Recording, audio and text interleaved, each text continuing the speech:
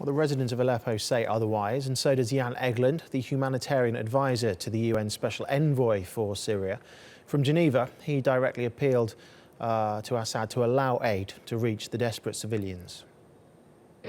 East Aleppo is militarily encircled. It's impossible to get in with our aid. 40 trucks are sitting at the Turkish-Syrian border. The food will be expiring on Monday. The drivers are sleeping at the border, and they've done so now for a week. Please, President Assad, do your bit to enable us to get to eastern Aleppo and also the other besieged areas. We also have to get assurances on the East Aleppo case from the armed opposition groups to be able to enter. Well, as you just heard, aid trucks remain stalled at the Turkish border. Our correspondent Alican Ayanlar is in the southern city of Gaziantep, near the Turkey-Syria border.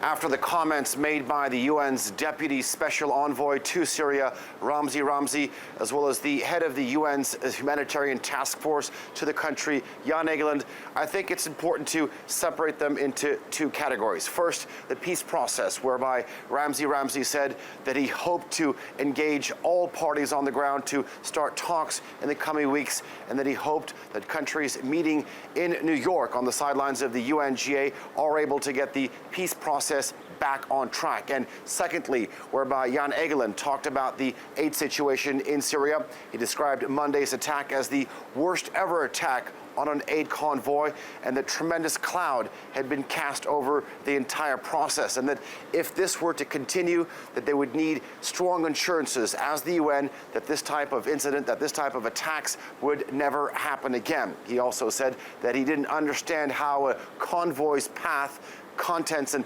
exact position at all times could come under an attack. Meanwhile, the Turkish army have returned fire at Daesh targets across the border in Syria. After a rocket landed in Kilis, 6 people were wounded. Since January, cross-border rocket attacks into Kilis have killed 21 people and wounded 80.